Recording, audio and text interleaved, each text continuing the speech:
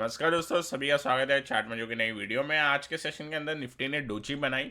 अच्छा, आज जब डोजी बनी तो ऑलमोस्ट हाई 200 डेमा पे एक बार रीटेस्ट करने गया। यहाँ पे 15 मिनट का चार्ट अगर हम देखते हैं निफ्टी का, तो हमें क्या दिखाई दे रहा है। एक बार मार्केट खुला, ऊपर गया, ऊपर ट्राई किया प्रीवियस डे का जो हाई है वहां तक पहुंचने के लिए, लेकिन 200 डेमा की वजह से वहां पे टच करके नीचे आया। उसके बाद नीचे गैप फिल करने को ट्राई किया, थोड़ा सा गैप फिल से ऊपर ही फिर से एक रिवर्स मार के एक डोजी बनाते हुए निफ्टी बंद हुआ। तो अब ऐसा लग रहा है कि थोड़ा सा साइडवेज फिर बनेगा। 25th को हॉलीडे है, 24th कल बैंक निफ्टी की एक्सपायरी है। और अगर आज मैं बैंक निफ्टी का चार्ट देखता हूँ साथ ही साथ, तो बैंक निफ्टी भी एक प्रीवियस डे के बॉडी के अंदर ही आज का पूरा बॉडी बनाया है। थोड़ा साइडवेज का इवन बैंक निफ्टी में उम्मीद है। हालांकि बैंक निफ्टी ने आउट परफॉर्म किया है मार्केट के अंदर, आज निफ्टी ने उतना अच्छा परफॉर्म नहीं किया जितना बैंक निफ्टी ने किया है। बट ओवरऑल यहाँ पे मुझे लग रहा है कल बैंक निफ्टी भी थोड़ा साइडवेज में एक्सपायर करने की कोशिश होगी। एक बार आप डेटा देख लेते हैं फॉरेन मार्केट क्या कर रहे हैं। अब दोस्तों, फॉरेन मार्केट के अंदर डाउ के अंदर सेलिंग चल रही है। और डाउ में अगर मैं डेली चार्ट पे जाऊं, तो यहाँ पे क्लियरली दिखाई दे रहा है एक चैनल बना था, एक वेज बना था, वेज का ब्रेकडाउन हो गया।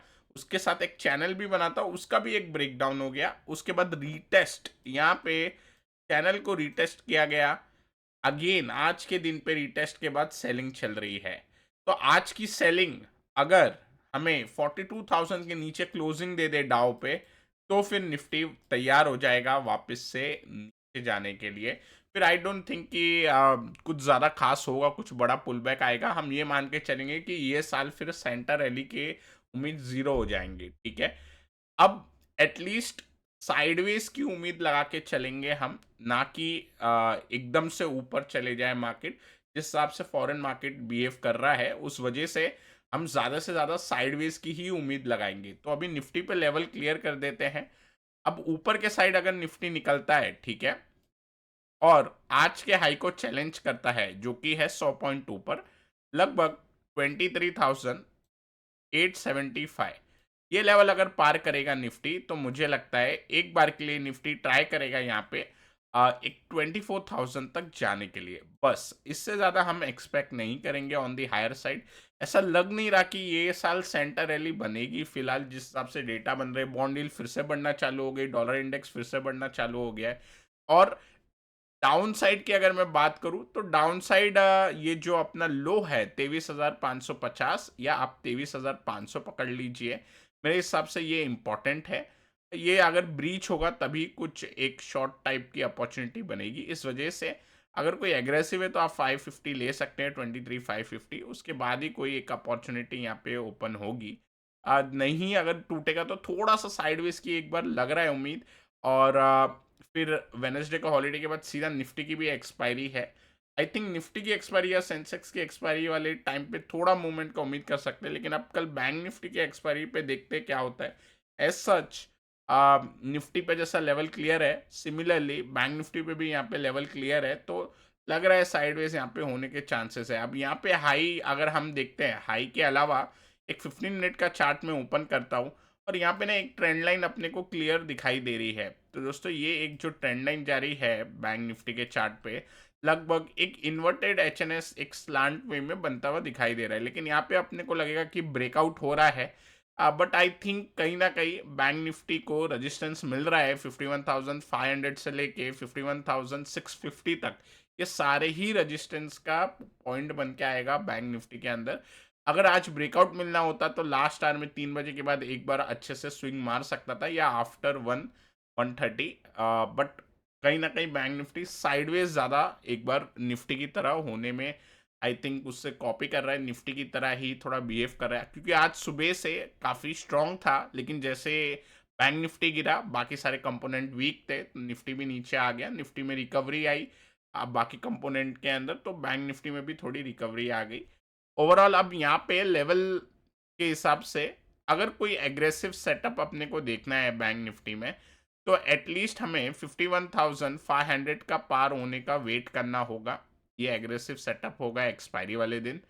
और अगर 51,500 पार हो जाता है, तब जाके अपने को ऊपर एक गैप फिल की उम्मीद बनेगी। लेकिन अब क्या होता है, क्योंकि थोड़ा इनिशियल अनुमान हमारा साइडवेज का है, तो 51,500 टूट भी जाए तो हम इतना बड़ा 200 पॉइंट का लेवल एक्सपेक्ट नहीं करेंगे। हम सिर्फ एक्सपेक्ट करेंगे 51,800, ये 300 पॉइंट का लेवल। तो हम ये 500 पॉइंट का लेवल एक्सपेक्ट नहीं करेंगे, जो ये यहाँ पे दिख रहा है। जिस दिन पे 19 तारीख, जिस दिन पे फेड का अनाउंसमेंट आया था, वो गैप डाउन बना था, तो वो गैप फिलहाल मैं पकड़ के नहीं चल रही है। 500 पॉइंट की मूव काफ़ी बड़ी हो जाएगी, बट कहीं न कहीं 200-300 पॉइंट हम उम्मीद करेंगे अगर 51,500 निकलता है तो। लोअर साइड पे क्या लेवल होगा? लोअर साइड पे दोस्तों ये जो गैप फिल है, इसके टूटने का वेट करना होगा। तो गैप फिल में 50,800 अगर टूटे, तो हम समझ जाएँगे कि बैंक निफ्टी फर्दर नीचे जाने को तैयार है। अगर 50,800 टूटेगा तो हम एक्सपेक्ट करेंगे 50,500, यहाँ पे 300 पॉइंट और अपने को मिल जाए एक्सपायरी वाले दिन। तो अब रेंज क्या निकल के आ गई दोस्तों? 50,800 लोअर लेवल पे अपने को दिखाई देगी, जो कि गैप डाउन का एरिया है। ऊपर के साइड की रेंज लगभग 200 पॉइंट दूर है, तो ऑलमोस्ट 1:2 के हिसाब से ऊपर का रेंज नियर है, 200 पॉइंट ऊपर ही है। नीचे का जो सपोर्ट है लगभग 400-500 पॉइंट नीचे है। अब मिड कैप की अगर मैं बात करता हूँ, तो मिड कैप के अंदर सिमिलर आज जैसे हमने देखा निफ्टी बैंक निफ्टी का जो जिस हिसाब से गैप अप होने के बाद वो साइडवेज गए थे, वैसे ही ये भी साइडवेज था। लेकिन मिड कैप के अंदर ना एक चीज अपने को देखने मिलती है, वो है प्रीवियस डे का लो मिड कैप के अंदर आज टूट गया था। तो प्रीवियस दिन का लो टूटा, और उसके बाद अगर हम निफ्टी और बैंक निफ्टी को देखेंगे, तो जहां पे निफ्टी अपने प्रीवियस डे के कैंडल के मिड पार्ट पे क्लोजिंग दिया है बॉडी ने, बैंक निफ्टी क्योंकि रिलेटिवली स्ट्रांग है, उसने अपर पार्ट पे क्लोजिंग दिया है लास्ट डे के कैंडल के बॉडी पे।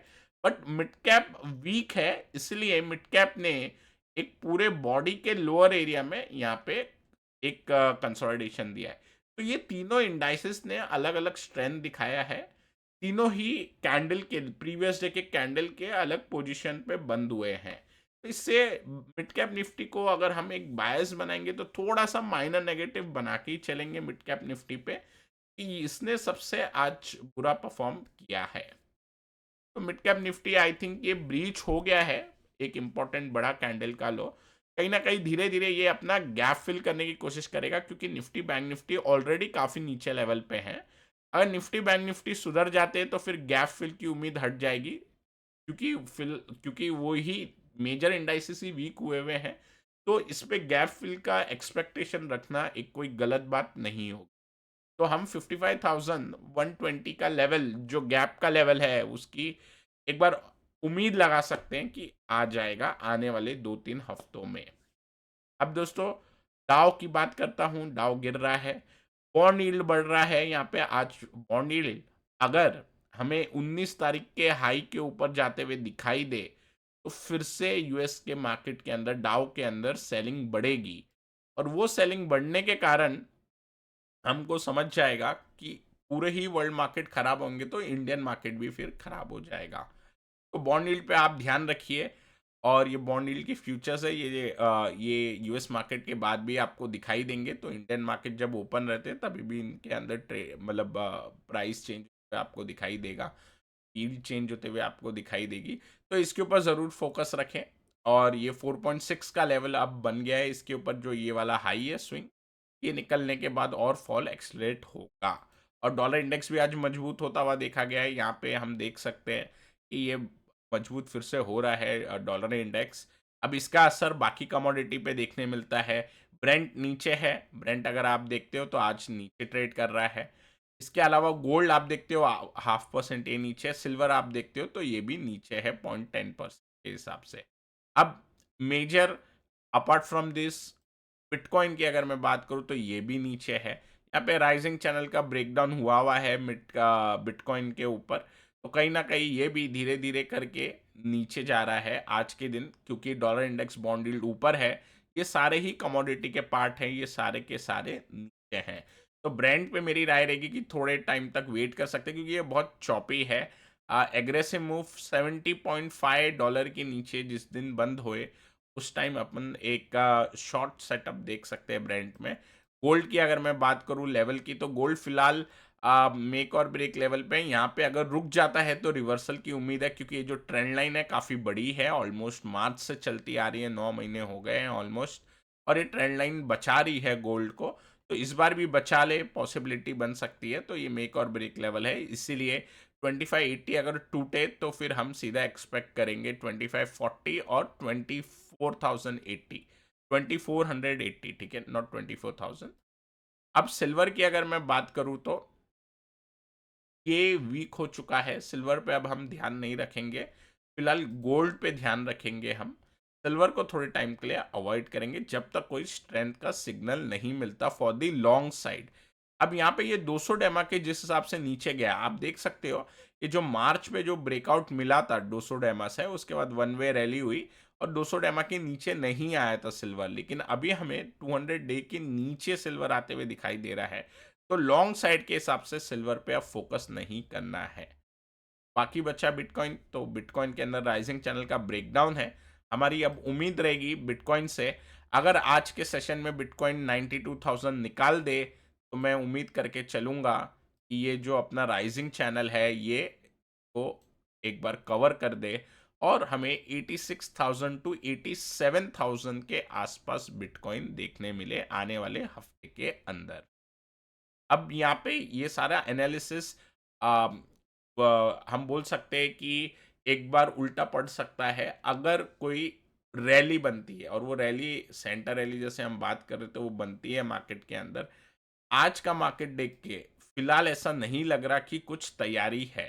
अगर मैं बॉन्ड यील्ड देखता हूं तो ये सबसे ज़्यादा फियर यहाँ पे बन रहा है और इसका असर डाउ पे दिखाई दे रहा है। तो इसलिए रैली की जो प्रोबेबिलिटी है मुझे लग रहा है कि ये साल नहीं बनेगी और हम साइडवेज हो जाएंगे ज़्यादा से ज़्यादा।